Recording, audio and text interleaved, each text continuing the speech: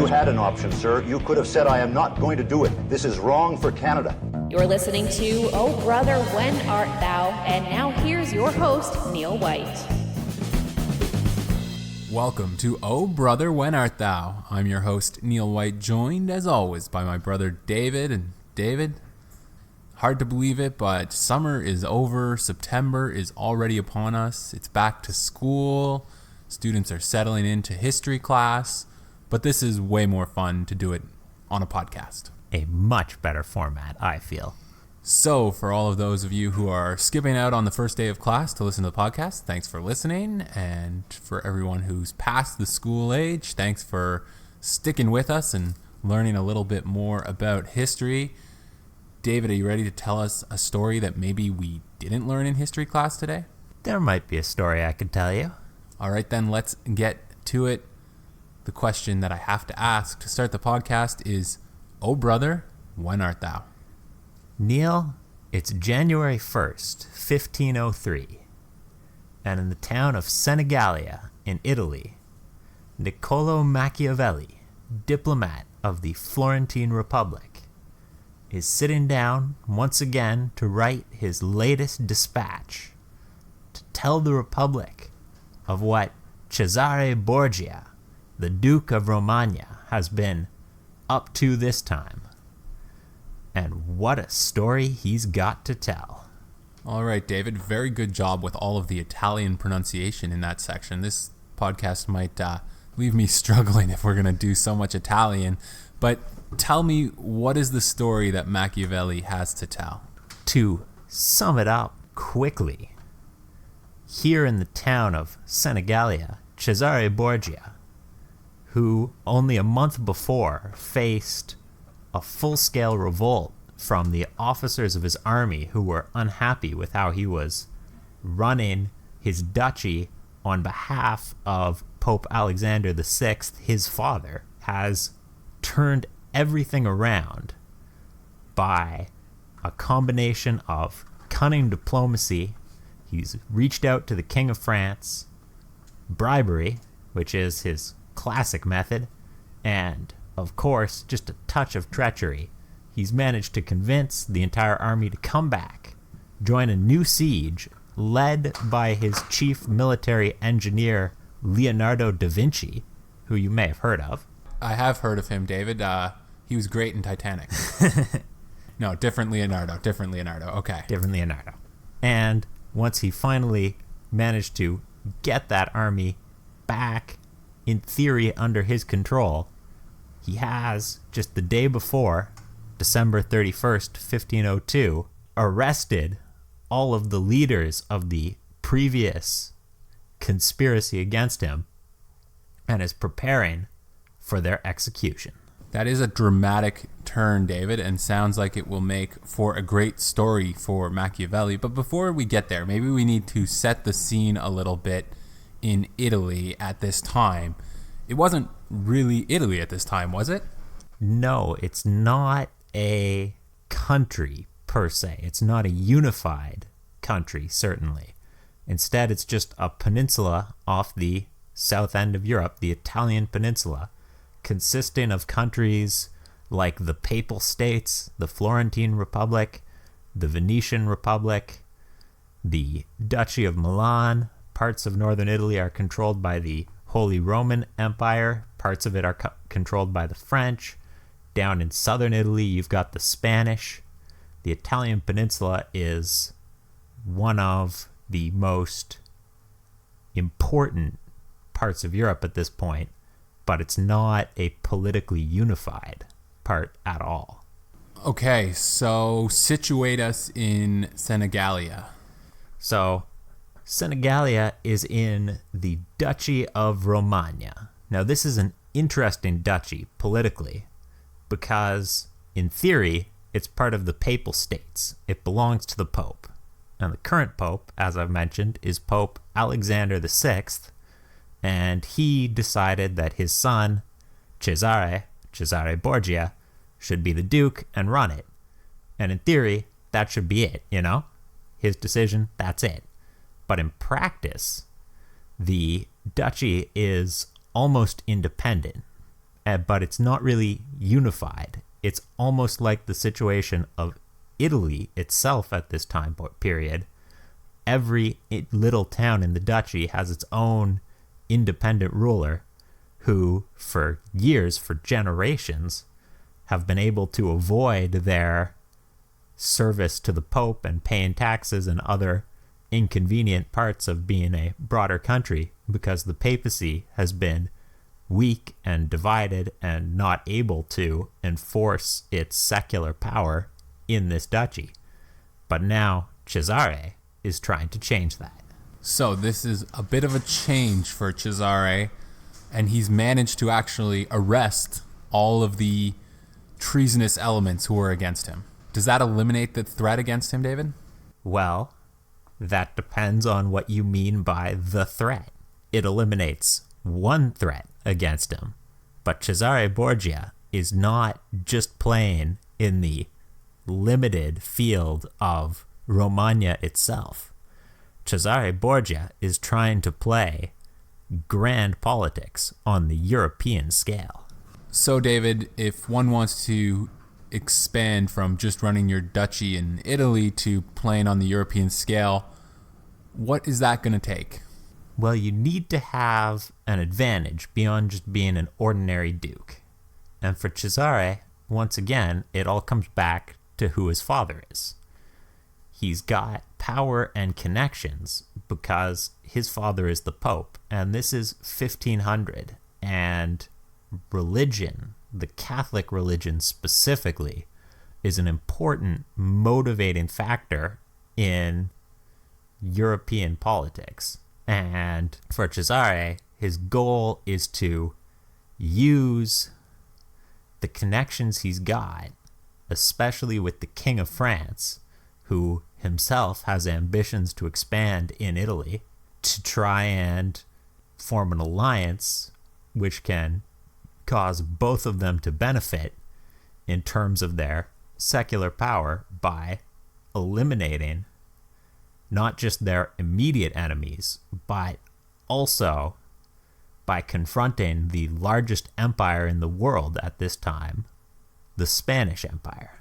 So definitely no separation of church and state here, David. They're openly using their connections to the church to increase their power in the state. But is it realistic for this duchy in Italy to take on the Spanish Empire, even with their alliances? In a conventional sense, it's crazy. They're way too small. There's not nearly enough power in all of the papal states, certainly not in one duchy, to try and confront the Spanish Empire, seize territory from it, and get away with it. On the other hand, Cesare Borgia is not considering conventional plans. He doesn't just want to fight a war, seize territory, and be done with it. He wants to use his connections, his politicking, not just with the French, but also with the Spanish, to try and convince people to let him hold territory that he would otherwise have no hopes of getting, because they're afraid of each other. He wants to manipulate the balance of power between the French and the Spanish to expand his own holdings. And that's an idea that appeals to many of the people around him, especially Machiavelli, the young diplomat from Florence, who's already getting a reputation for politics that we might call Machiavellian.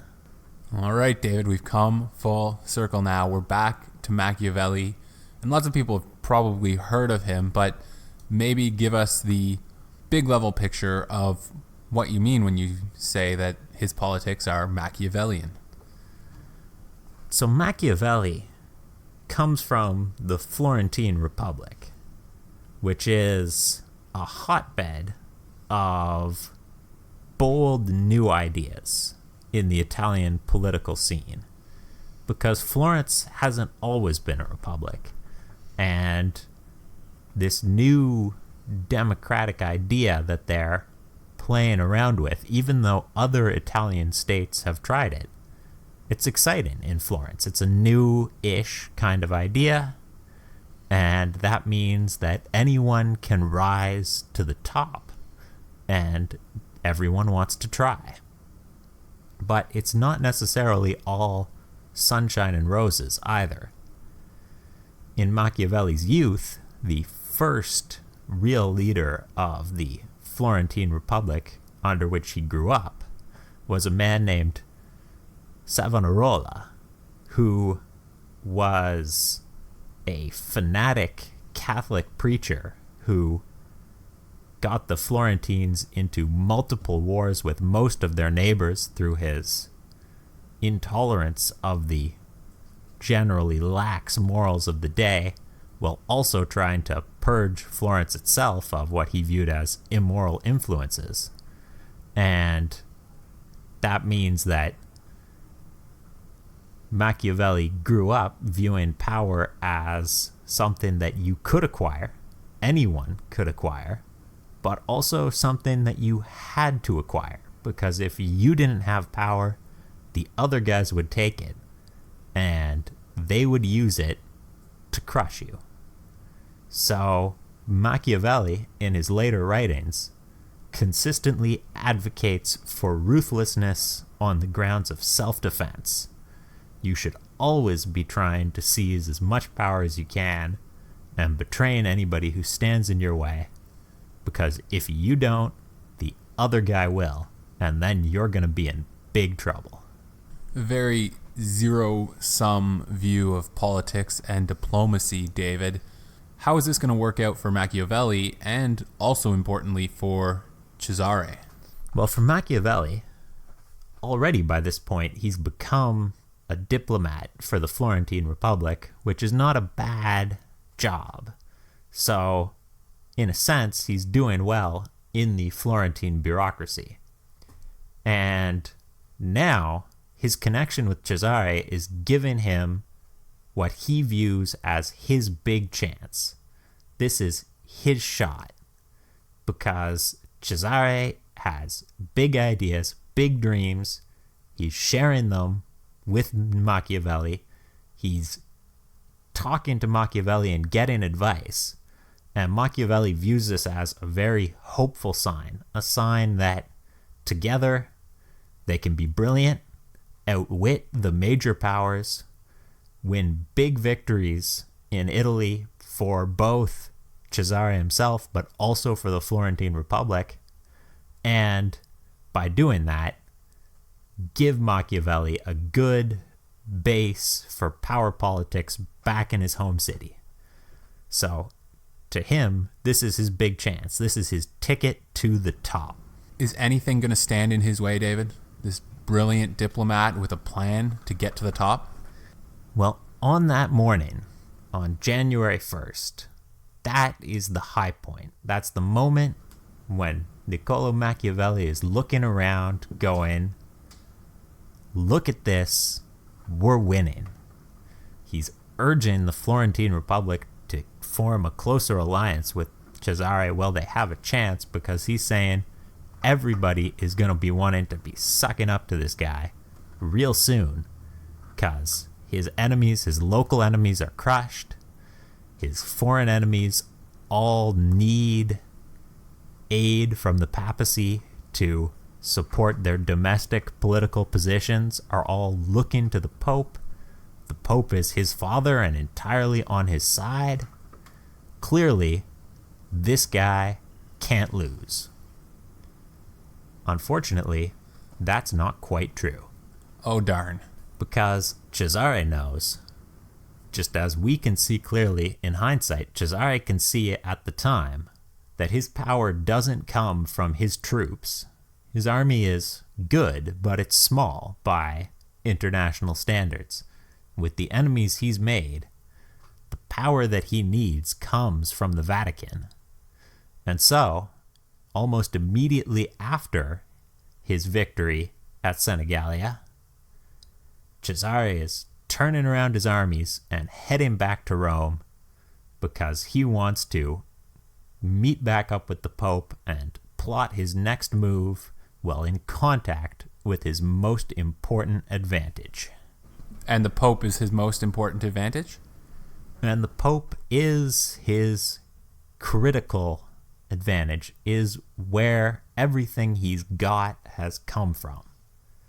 Because Cesare started as just the illegitimate son of a Spanish cardinal named Alejandro Borgia. And when Alejandro ascended to the papacy and became Pope Alexander VI, he made his son a cardinal. And then Cesare said, you know what?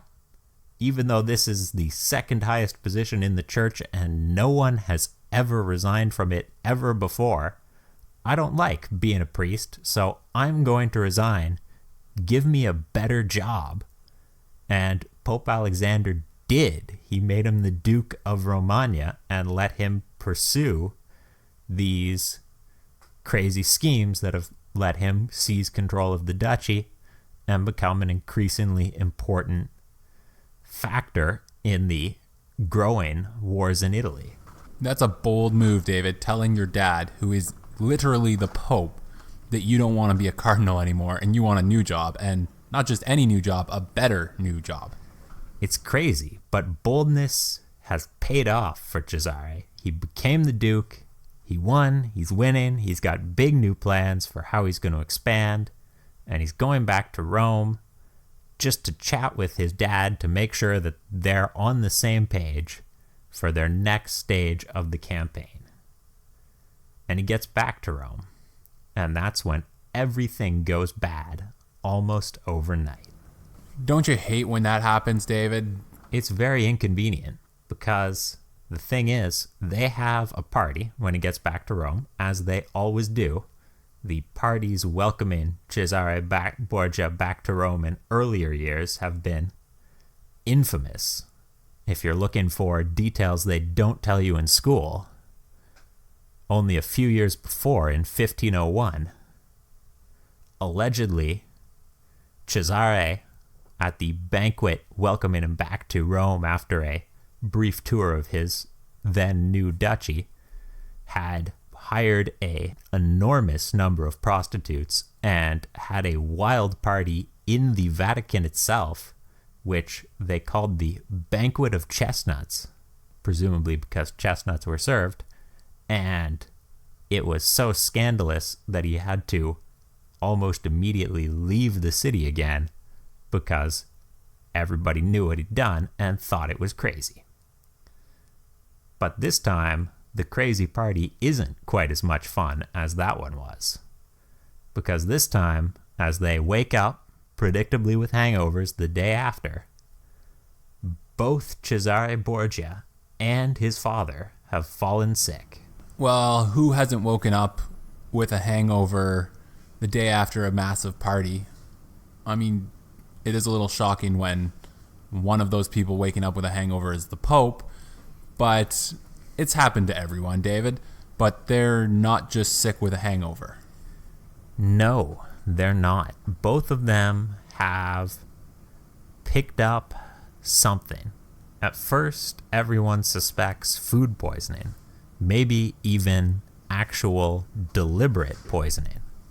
But as the weeks wear on, it becomes clear that no, it was just some local strain of ugly, boring old infectious disease that was brought back by one of Cesare's many military adventurers in his court, coupled with a wild night of drinking that probably did nothing good for the immune systems of especially the Pope, who was not a young man. And now they're both just boring old sick. How many, David, great leaders from history have been brought down by just an ordinary sickness? What does this mean for Cesare and for Machiavelli? Well, for Cesare, on the one hand, personally, he recovers fairly quickly.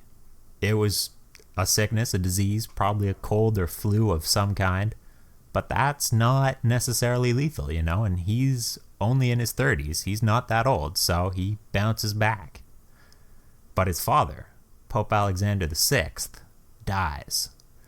And when he does, suddenly Cesare finds himself in the highest stakes political maneuvering of his career while still recovering from his earlier illness, because there needs to be a new election for a new pope. And if the wrong cardinal wins, Cesare is in deep trouble. Does he regret giving up being a cardinal at this point, David? It certainly doesn't make it easier for him to try and play politics in the papal conclave. But in a dramatic turnaround in the first papal conclave of the year of 1503, he wins. He convinces the cardinals to vote for his candidate, a close ally of his father. Unfortunately, that close ally was something more of an older mentor to his father. And older is not a convenient word for Cesare right now, because his new pope barely lasts 3 months before he too succumbs to the ravages of the illnesses then running around Rome. Oh no, so we've lost yet another pope in 1503, David. So now there's another papal conclave going on, another election. The stakes are high, the bribes are enormous, and suddenly, out of the blue, one of Cesare's greatest enemies amongst the cardinals, a guy who Cesare has been working actively to prevent from being elected pope, shows up with a deal. He says, "You work with me to get me elected, and I'll work with you on some of these schemes you're planning against the Spanish Empire, because I've heard about them. I'm not turning you into the Spanish. On the contrary, I think it's a great idea. I'm all pro your dreams of a secular Italian state, and I want us to team up and make me the Pope, you the King of Italy or something. We'll work out the details, and we can do this. We can do it together." Is that what happens, David? Well, Cesare agrees. He gets this new ally elected pope, and then he finds out the danger of playing Machiavellian politics. There's always somebody more Machiavellian than you, because the new pope turns on him, immediately strips him of his duchy, almost captures him, although he escapes, flees to Naples, where he's captured by the Spanish, ends up getting executed a few years down the line. Machiavelli's position in Florence suddenly collapses, with his previously great diplomatic efforts now looking like a horrible idea that put them on the wrong side of a new and angry pope. And Leonardo da Vinci is suddenly out of a job, all in the space of only a few months. And all because of really the happenstance of illness and just getting sick the old-fashioned way. Just boring old disease. It's affected more military campaigns and military leaders than any other threat I know. So, David, where does this leave Machiavellian politics? Well, on the one hand, it doesn't pay off for Machiavelli himself, who returns to Florence, keeps trying to build himself up in the councils of the Florentine state, initially with a bold plan with his new friend Da Vinci, who he met at Borgia's court and who's also unemployed like him, where they attempt to convince the Florentine Republic to change the course of the River Arno so that it will flow to irrigate Florentine fields, but more critically away from the fields of their hereditary enemy Pisa. But that scheme comes to nothing. The Florentine Republic itself collapses and is taken over by Lorenzo de' Medici, who was not a friend to the Borgias, does not like this Machiavelli who was, and Niccolo Machiavelli ends up, after a brief period of torture just to make sure that he's not plotting anything, in semi-exile in the suburban elements of Florence, writing a book that he will dedicate to Lorenzo Medici as a resume, essentially, an attempt to get a job.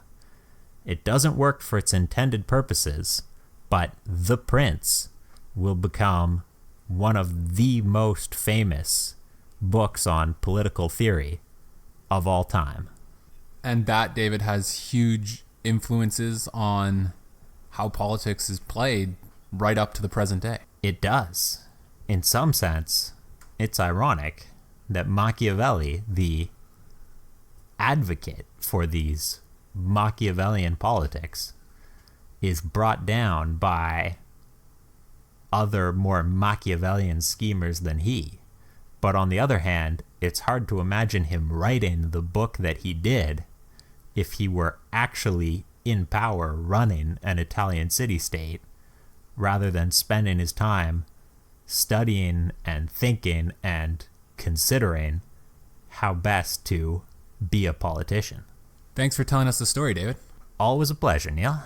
And if you like that one, we have another podcast about diplomats in Europe, this time from a more French perspective, in episode 31, just a couple episodes ago, The Diplomat and the Five Governments. So if you haven't listened to that one and you are interested in European diplomatic power, I'd suggest going back and listening to that one as well. David, we always like to end with a quiz. Are you ready to play a quiz today? Go for it. All right, today's quiz is called Where Did It Happen? Is that title self-explanatory enough? I think I'm getting it. Okay, let's see how it goes. I got 5 questions for you. Question number 1, where was the first UFO sighting? The first UFO sighting. Oh my. I'm going to have to guess Florida. That's a pretty good guess, actually, but we're going way back with this one. It was in Egypt in 1440 BC. The pharaoh Thutmose III reported fiery discs floating in the sky. That is early. All right, we'll jump forward in time a little bit now. You know the famous bridge over the River Kwai, depicted in the book and the movie. Where was the bridge built? Bridge over the River Kwai. Yeah, you're going to have to be more specific than just saying over the River Kwai. I am tempted. It's definitely in Southeast Asia, in the Pacific campaign of the Second World War. So I'd have to guess Thailand. You're correct, David. It was in Thailand. It's a bit of a trick question because they were building the Burma Railway. So people often think that it was in Burma, but they were actually in Thailand. And another fun fact, David, the bridge never went over the River Kwai. The railway ran parallel to the River Kwai, but the bridge was actually over a river called Mae Klong. Huh. Sort of a misleading name then. Somewhat misleading. Sticking with military history here, where was the first electronic communication used in battle? Ooh. If I had to guess, I would be tempted to guess the American Civil War, possibly at one of the battles of Bull Run. A good guess. It was actually Tsushima Island in the strait between Korea and southern Japan. This was the Russo-Japanese War, and they used electronic telegraphs in this naval battle, which gave the Japanese a decisive victory over the Russians and control over Manchuria. Ah. Okay, one more military history one here for you, David. Where was the only place that the American army fought alongside the German army during World War II? That would be the notable action at Castle Itter, correct? Yes, which is in Austria. The Germans joined alongside the Americans to fight against the SS to free prisoners. French and Austrian prisoners also joined in, which made it a truly united force that defeated the SS to free the prisoners. Good answer there, David. Last question for you. Where was the first written constitution in history? Where was it written? Written constitution. My goodness, I really don't know. I do know that the Dutch were behind a number of constitutional innovations in their day. Perhaps it was in Holland. We're going to give this one to the Americans, David, in Connecticut, where the Fundamental Order of 1638-39 was written. It's somewhat disputed, but it was the first time men deliberately met to frame a social compact. So we'll go with that. And to this day, Connecticut is known as the Constitution State. Thanks for playing along, David. Always enjoy it, Neil. And thanks for listening.